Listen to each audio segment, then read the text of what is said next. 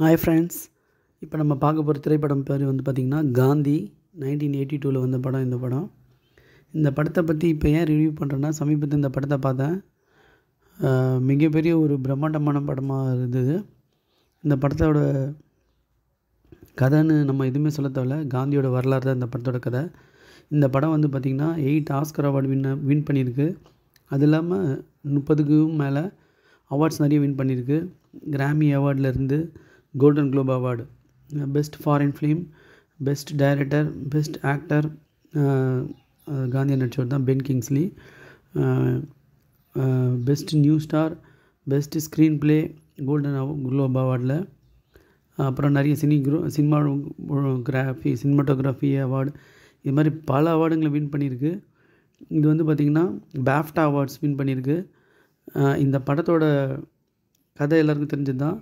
இந்த படத்தோட சீன் எப்படி ஸ்டார்ட் ஆகும்னா, ஒரு காந்தியை வந்து எப்படி கோட்சே கொலை பண்ண வந்தார் அப்படின்ற இதுலேருந்து ஸ்டார்ட் ஆகும். அதுக்கப்புறம் அப்படியே சவுத் ஆஃப்ரிக்கா போயிட்டு அவரோட இளமை பருவத்துலேருந்து படத்தோட இது ஸ்டார்ட் ஆகும். அந்த சவுத் ஆஃப்ரிக்காவில் அந்த ட்ரெயின்லேருந்து தள்ளி விட்டவுடனே அப்புறம் ஒரு போராட்டம், அப்புறம் இந்தியா வந்து நிறைய நிகழ்வுகளை இந்த படம் வந்து பதிவு செஞ்சுருக்காங்க. இந்த படத்தை இயக்குனது வந்து பார்த்திங்கன்னா ரிச்சர்ட் அட்டன்பரோ. இவர் ஒரு நடிகரும் கூட. இவர் ஒரு நிறைய யூனிக்கான படத்துங்களை இவர் டைரக்ட் பண்ணியிருக்காரு.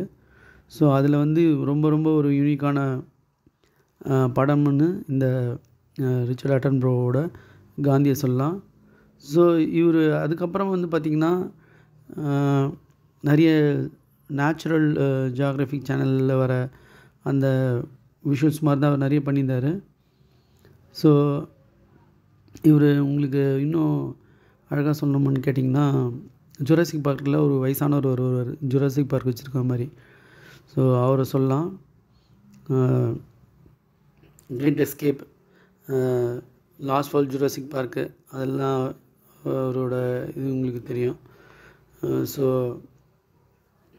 ரிச்சர்ட் அட்டன்பரோ வந்து 2014 அவர் வந்து காலமாயிட்டார்.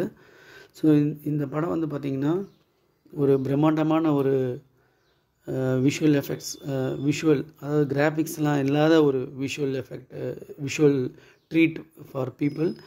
அது இல்லாமல் மக்களுக்கு வந்து அந்த காந்தியை வந்து நம்ம நேரில் பார்த்த மாதிரியே ஒரு